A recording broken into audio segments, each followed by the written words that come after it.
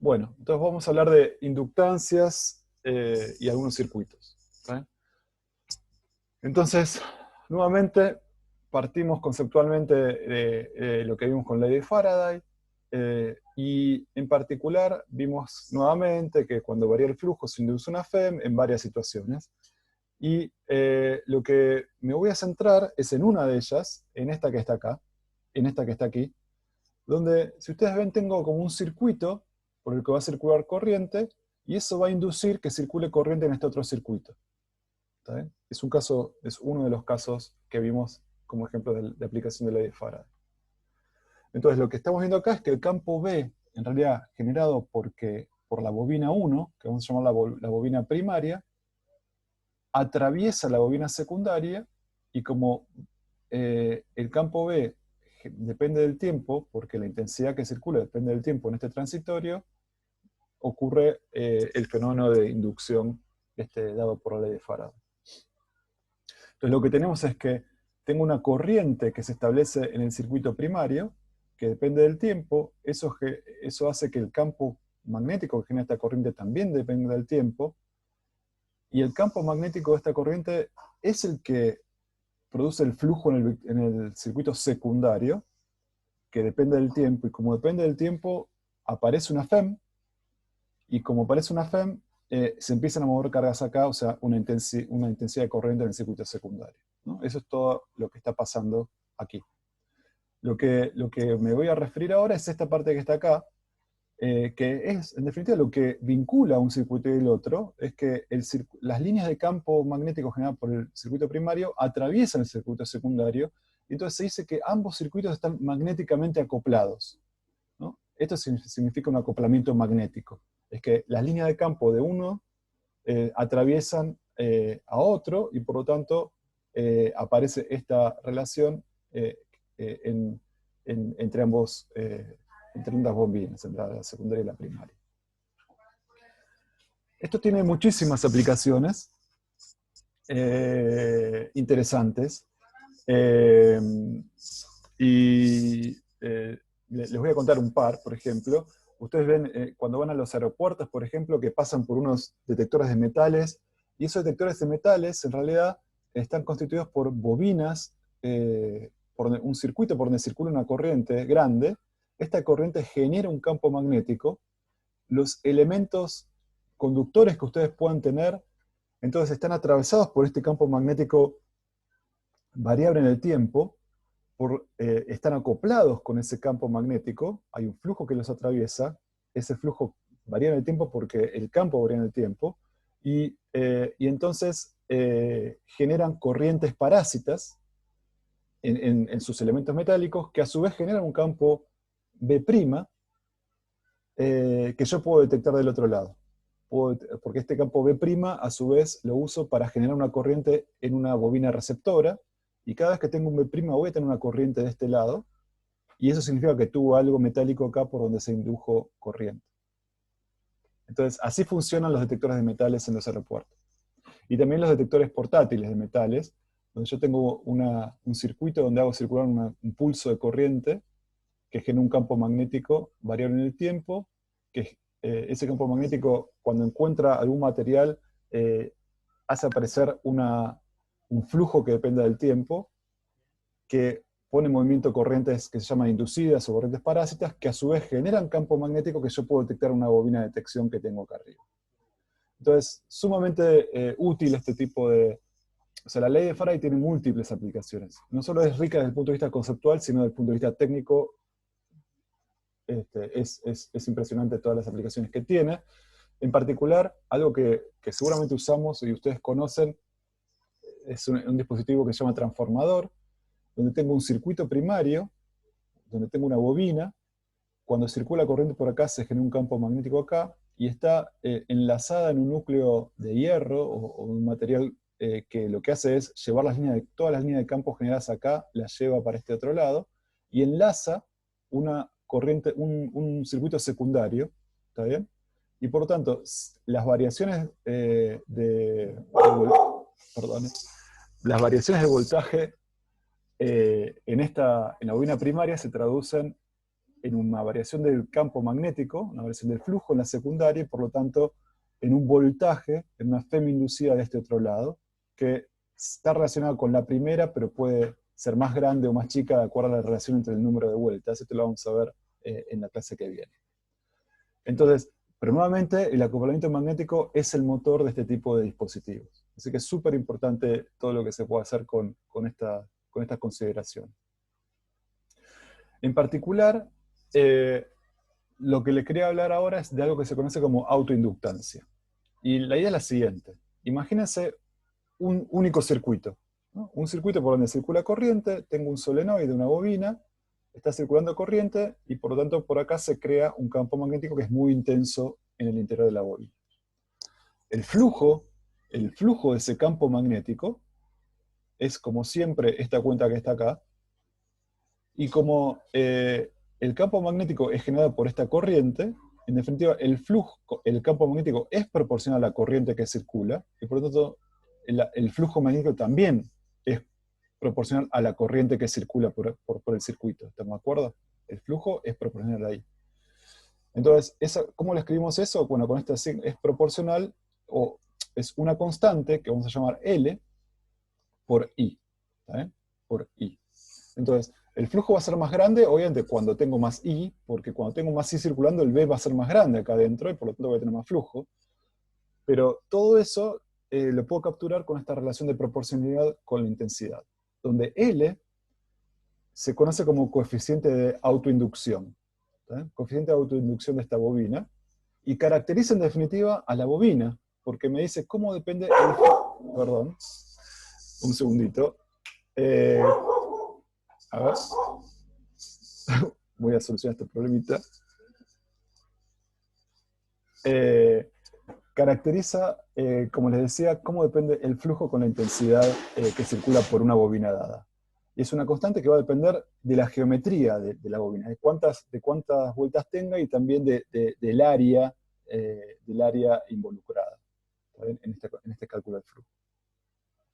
Las unidades de L, fíjense que son unidades de flujo sobre ampere, flujo sobre corriente, y se llaman henries. ¿Saben? Se mide en henries la unidad de autoinducción.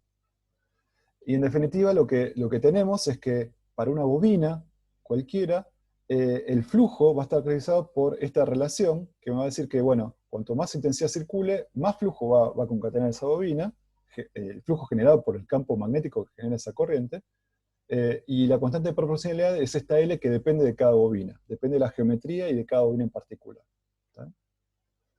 Entonces, esto es interesante porque en un circuito yo puedo tener una bobina caracterizada por su coeficiente de autoinducción, y fíjense que si la intensidad que circula dependiese del tiempo, entonces el flujo entonces va a cambiar. Si cambia I, va a cambiar el flujo en función del tiempo, y voy a tener una variación de flujo en función del tiempo, que va a ser igual a L veces como la derivada de I con respecto a T.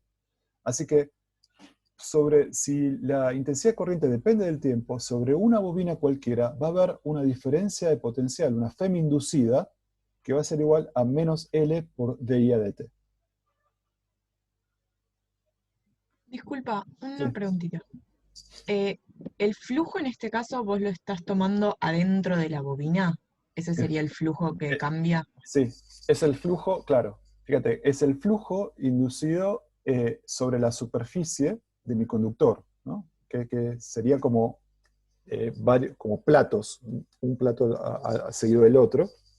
Es n veces la superficie de un disco, digamos.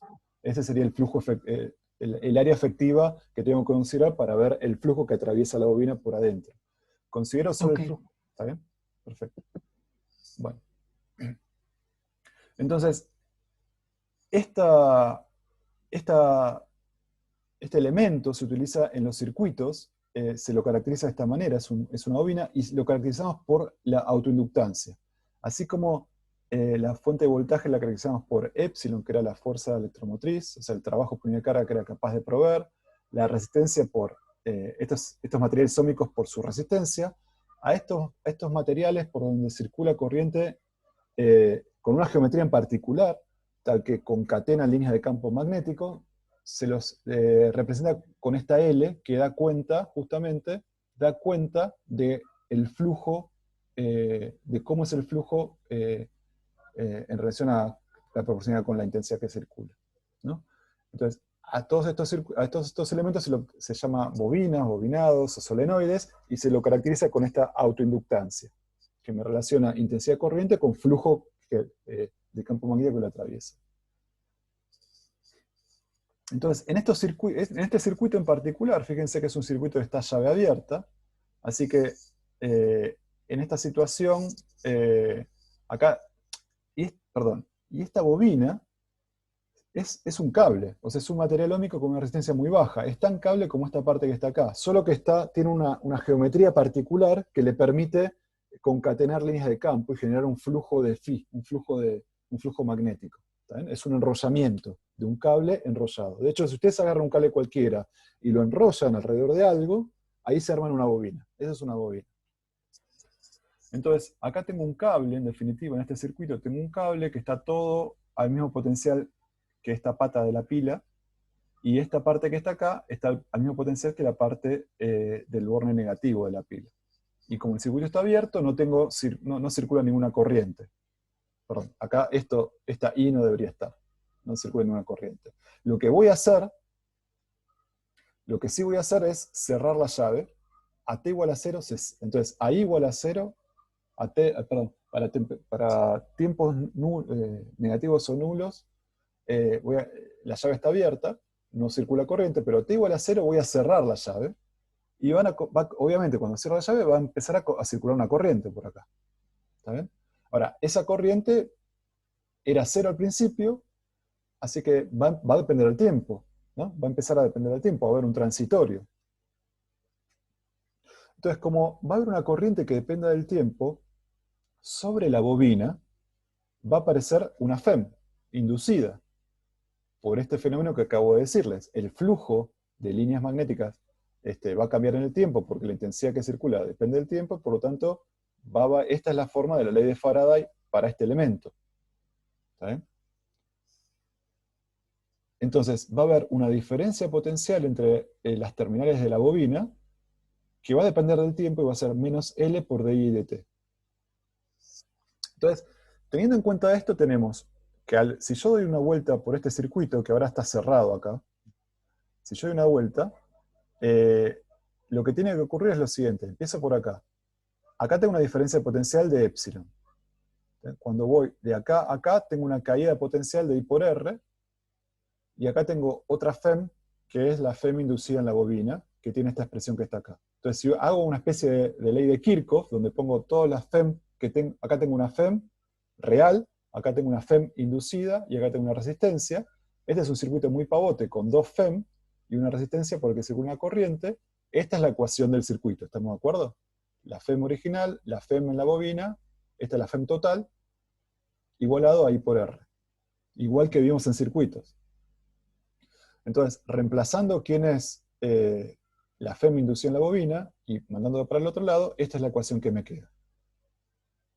¿Estamos de acuerdo? Esto tiene que ser válido para todo tiempo. Para todo tiempo tiene que valer esto que está acá, que es simplemente ver las caídas de tensión a lo largo de los distintos elementos, y en una vuelta completa tiene que ser igual a 0. Salía de ahí, si ustedes recuerdan. Bueno, esto que está acá tiene que valer para todo tiempo, y por lo tanto es una ecuación diferencial para encontrar I de t, porque me va a dar la forma que tiene que tener I de t compatible con la ley de este circuito, la ley de Kirchhoff de este circuito. Entonces, lo único que hago acá es despejar, escribir los términos de una manera. Entonces, la derivada de I con respecto al tiempo tiene que ser igual a epsilon sobre L menos R sobre L por I, ¿no? Simplemente reacomodé un poco las cosas que están de este lado. Y esta es la ecuación diferencial que tiene que valer para encontrar la I de este proceso, de cerrar esta llave y ver cómo se establece la corriente durante el transitorio. Perdón, tengo una pregunta de eso. Sí. El FEM que se induce entre, digamos, entre los dos extremos de la bobina nomás.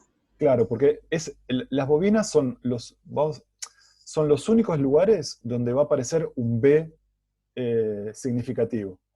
¿Ustedes se acuerdan que el campo, que calculamos que el campo dentro de la bobina era mu0 por b por i por el número de vueltas?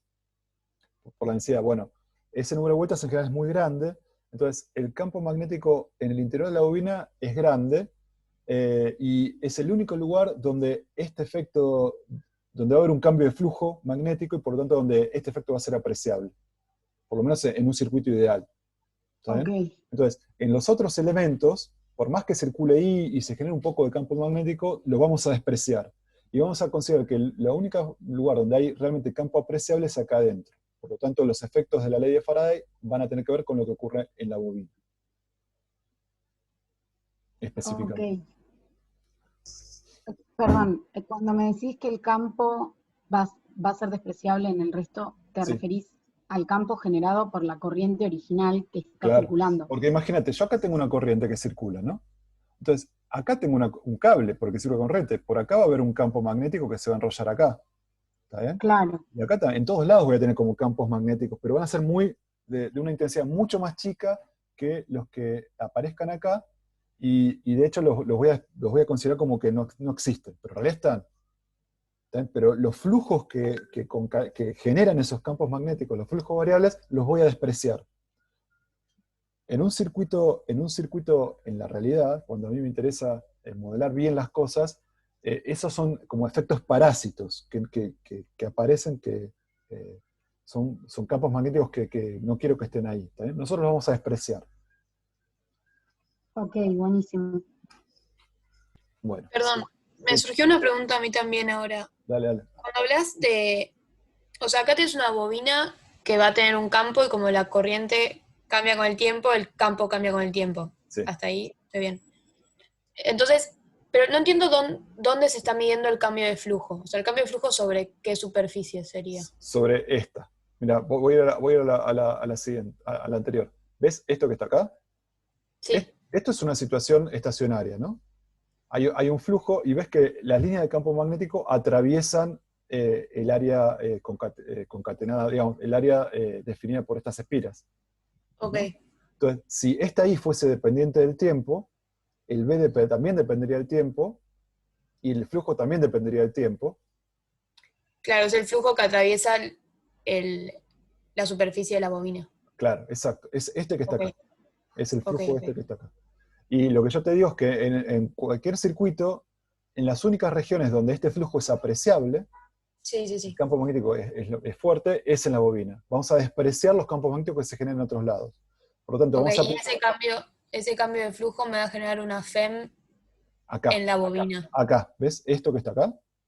Sí, sí, Esta sí. FEM. Entonces, el circuito equivalente sería, yo tengo una FEM acá, olvídate de la bobina, una FEM acá, una FEM acá, que vale L, y una resistencia. Entonces, Ok. pensá como si fuera un circuito. Esta es la ecuación de ese circuito. Una FEM que es esta, otra FEM que es esta, que es el efecto de En, tener... sen- en sentido inverso, o sea, Bueno, como la mío. la pones así, y si vos le pones bien el signo por la ley de Faraday, es el correcto. ¿Está bien? Ok. Bueno.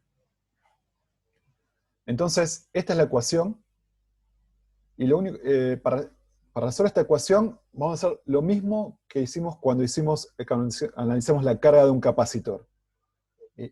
¿Cómo integramos esto? ¿Se acuerdan? Acá teníamos un DI, lo único que voy a hacer acá es, ven que acá I está multiplicado por este factor. Bueno, quiero que I no aparezca solo, entonces voy a sacar factor común RL, y me queda esto que está acá. Es la misma ecuación. Y lo hago así para que, bueno, este factor que está acá lo voy a mandar para este lado, y el dt lo voy a mandar para este lado. ¿Por qué hago eso? Así me queda de este lado cosas que dependan de I, y de este lado cosas que dependan de T. I y T son las dos variables que están variando acá. ¿Está bien? ¿Por qué hago eso? Porque me va a interesar integrar. O sea, esto me relaciona una variación de I con una variación de dt. Me dice que si yo hago 1 sobre I menos ER por DI, eso, o sea, DI es una variación infinitesimal de I, eso me tiene que ser igual a menos R sobre L de T. Esta igualdad me dice eso. Entonces, integrando entre un valor de I que va desde 0 hasta un valor final, que se produce en una variación de tiempo que va desde 0 hasta T, integrando el miembro izquierdo y el miembro derecho, la igualdad se tiene que mantener, y esta integral es el logaritmo de esto que está acá, evaluado en i y menos evaluado en 0, logaritmo de eso que está ahí, evaluado en i y evaluado en 0, cuando evalúo i' igual a 0, me queda menos r, y del otro lado me queda menos rl por t, porque, ¿no? Por t. Y entonces hago una exponencial de los dos lados para sacarme encima este logaritmo, me queda una exponencial de menos rl, y lo único que hago acá es pasar esto multiplicando para acá, y esto sumando para acá, y sacando factor común, y me queda que la intensidad, entonces en función del tiempo, es esto que está acá. ¿Sí? Es muy parecido a lo que hicimos con el circuito de RC. Lo interesante es que entonces la evolución temporal de la corriente, que sale de esta ley que habíamos planteado al principio, es de tipo exponencial, es un crecimiento exponencial. Fíjense que cuando t es 0, esto es 1, así que tengo 1 menos 1, esto es 0, inicialmente no tengo corriente, que es cuando tengo esto abierto, y después, cuando cierro el circuito, también a tiempo igual a 0, la corriente es 0, ¿no? Pero fíjense además que la derivada de la corriente, cuando la corriente es 0, vale epsilon sobre L, y después a medida que pasa el tiempo la corriente aumenta, así que la derivada cada vez se hace más chica. Entonces, si ustedes se fijan en esta curva, la derivada máxima la tenés al principio cuando la corriente es 0, porque la pendiente es epsilon sobre L, y a medida que pasa el tiempo y tengo cada vez más corriente, la derivada, la tasa de incremento en función del tiempo va haciéndose cada vez más chica hasta que eventualmente se hace 0 cuando llega al valor asintótico. ¿Sí? Que es lo que me dice esta ecuación de crecimiento, que es lo que me da esta ley exponencial. Fíjense que acá hay metido una escala temporal con la que estoy comparando t. Esa escala temporal me define un tau, que es L sobre R, que me permite decir cuáles son los tiempos cortos y cuáles son los tiempos largos. Y para tiempos mucho más largos que tau, que L sobre R, fíjense que la corriente se estabiliza en un valor que es E sobre R. Es el voltaje de la pila sobre la resistencia. Es como si esto fuera un cable, ¿no? Es como si esto fuera un cable. Sería un circuito solamente con una resistencia y una diferencia potencial acá. Entonces, a tiempos muy grandes, la bobina se comporta como un cable. ¿Por qué? Porque la diferencia potencial depende de cómo varía la cosa, y en el estacionario las cosas no varían más, por lo tanto, no hay ninguna la diferencia potencial sobre la bobina se cada vez más chiquita, más chiquita, más chiquita, hasta que se hace 0. Entonces, por otra parte, el parámetro L, la autoinductancia, tiene un papel muy fundamental, digamos, en la escala temporal. Fíjense que si tengo autoinductancias muy grandes, el tiempo que tengo que esperar para llegar al asintótico también diverge, se hace muy, muy grande, ¿no? Y eso tiene que ver con el hecho de que, acuérdense que lo que está funcionando acá es una especie es la ley de Faraday, que se opone siempre al cambio. Entonces, yo empecé con una situación de 0 corrientes, y todo lo que pasa acá se va a oponer a que crezca esa corriente, y cuando el efecto el L es muy grande, digamos, el efecto es que me voy a poner mucho, y me va a costar mucho levantar el valor de la corriente, lo voy a hacer muy lentamente, y por eso, cuando L es muy grande, los tiempos también crecen un montón, los tiempos en que se asintotizan los valores. Bueno, entonces, lo que tenemos es, en este circuito que se llama circuito RL, porque tengo una resistencia y una bobina, cuando yo cierro este circuito, por acá va a empezar a circular corriente, la condición inicial es 0, y la condición final, para tiempos muy grandes, es que por acá circula una corriente que va a ser igual a epsilon sobre R, ¿no? Epsilon sobre R es el valor asintótico, este que está acá. Epsilon sobre R. Entonces, la situación final es que yo tengo este circuito, donde circula la corriente epsilon sobre R, esto es como si fuera un cable, Pero claro, como circula una corriente I por acá, acá adentro voy a tener un campo magnético. Entonces me acuerdo que acá adentro me va a quedar un campo magnético. Entonces, esta es la situación completa. Entonces, parte de la energía que se usó, que la batería entregó a las cargas para ponerse en movimiento, no solo se usó para ponerlas en movimiento, sino para crear este campo magnético que está acá. Entonces yo quisiera ver un poquito eso. Y me voy a preguntar entonces, ¿cuánta energía entregó la batería en todo este proceso? Cuando yo cerré esto, desde t igual a 0 hasta tiempos muy, muy largos, ¿cuál fue la energía, el trabajo entregado por la batería? Entonces, la expresión del trabajo entregado por la batería, acuérdense que tenía que ver con lo que ocurría acá adentro. Era elevar el potencial de una partícula cargada desde un valor hasta un valor epsilon volt más grande. ¿Está bien? Eso lo hago por cada carga que pasa por unidad de tiempo. ¿Se acuerdan? Estoy repasando el concepto de potencia, que esto lo vimos hace tiempo ya, pero la potencia entregada en el instante t instantánea tenía que ver con la intensidad por el epsilon, por la diferencia de voltaje. ¿Se acuerdan esto? Bueno. Entonces, lo que me dice esto es la potencia instantánea entregada por la batería. Todo el tiempo la batería está entregando esta cantidad de energía por unidad de tiempo en este circuito. O sea, en todo el proceso, ¿no? En todo el proceso.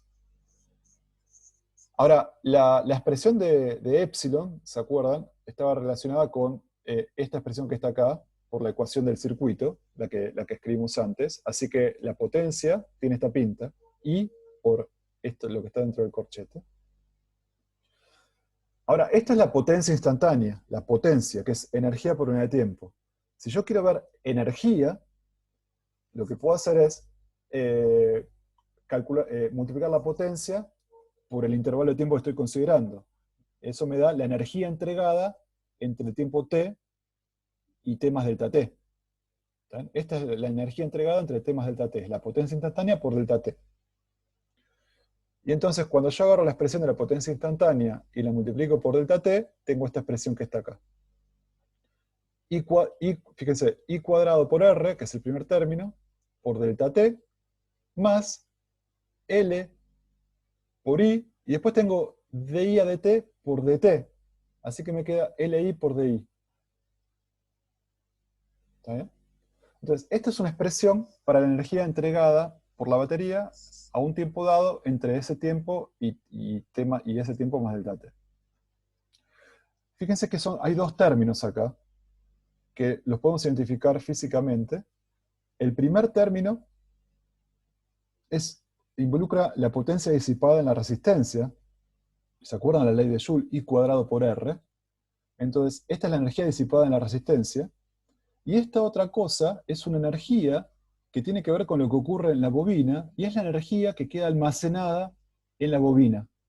Es la energía que el sistema extrae de la batería y no la usa en la disipación, sino que la usa para otra cosa. ¿Para qué otra cosa es? Para generar el campo este que está acá. ¿Tá? Es la energía almacenada en la bobina. ¿Tá? Entonces, la energía entregada, parte se usa, se disipa, se pierde en forma de calor por el efecto Joule en la batería, y parte se usa dentro de la bobina y queda almacenada en la bobina. Vamos a llamar a esas partes ER, lo de la resistencia, y EL a la parte almacenada en la bobina.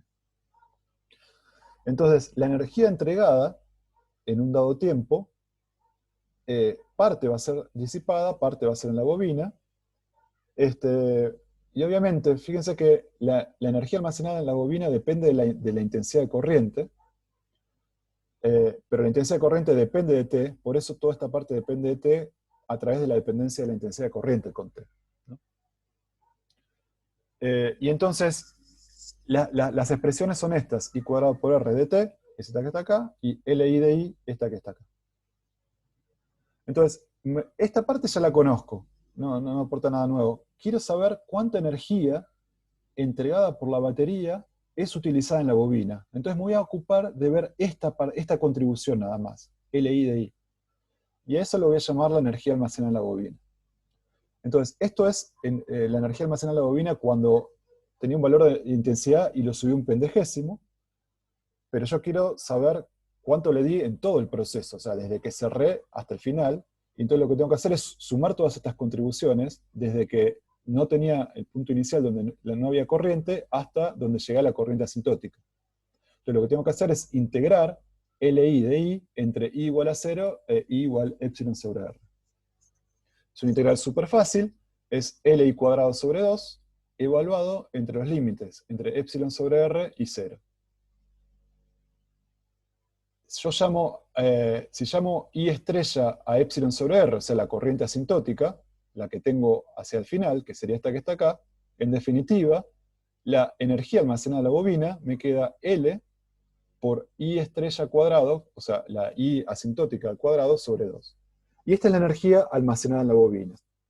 Fíjense que queda almacenada en forma de el campo magnético que está sostenido por la corriente que circula. ¿Sí? Es el campo B creado en su interior. La energía para crear este campo la proveyó la batería. ¿Cuánta energía fue esa? LI cuadrado, la intensidad asintótica al cuadrado sobre 2. Entonces, desde algún punto de vista, lo que hicimos fue almacenar energía en forma de campo magnético. ¿Está bien? En esta situación. Sacamos energía química y parte la usamos, bueno, parte se fue como calor, pero parte quedó como campo magnético. Ahora, nosotros ya habíamos visto algo parecido cuando vimos un circuito RC, ¿se acuerdan? Cuando vimos la carga del capacitor, vimos que también analizamos cómo se iba cargando el capacitor y el resultado final de este proceso de carga es que, bueno, no circula corriente, porque al final, ¿se acuerdan? No circulaba corriente, pero las placas del capacitor quedaban cargadas. Y eso significa que adentro del capacitor creamos un campo eléctrico en este caso. ¿Sí? Y la energía asociada con esta configuración, con este campo eléctrico, si ustedes se acuerdan, era C por la diferencia potencial al cuadrado sobre 2. Entonces, en este caso, este dispositivo también nos permite almacenar energía. Parte del trabajo entregado por la batería se usó para crear el campo eléctrico. ¿Está bien? ¿Cuánto trabajo necesité este que está acá? De la misma manera que la bobina lo hace con el campo magnético. ¿Está bien? Entonces, tanto el capacitor como la bobina son mecanismos dispositivos que, desde un punto de vista energético, nos sirven para almacenar energía en forma de los campos que se generan ahí adentro. Bueno, sí. No, esta I estrella, la llamo estrella porque, a ver, la I estrella es el valor asintótico, es el valor que tengo después de un tiempo mucho mayor que tau. Porque la I va cambiando en el tiempo y al final es la que es el valor epsilon sobre R. ¿No? Entonces, como estoy en un T mucho mayor que L sobre R, ya estoy en una situación donde lo que circula es esta I, que es epsilon sobre R, que es lo que llamé I estrella. Bueno.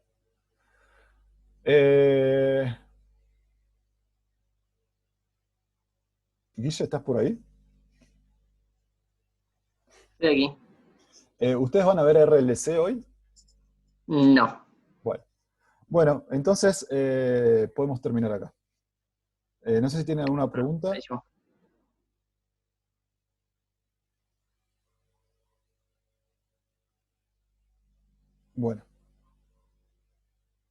Bueno, entonces cuando suba lo que vimos hoy, les mando un mensajito, así lo tienen bien actualizado. ¿Está bien? Nos vemos la próxima. Nos vemos el viernes. Bueno, gente, ¿cómo andan? Bueno, nos tomamos 10 minutos de intervalo y arrancamos I17. Ya estamos con precisión de 1 minuto para las arrancadas.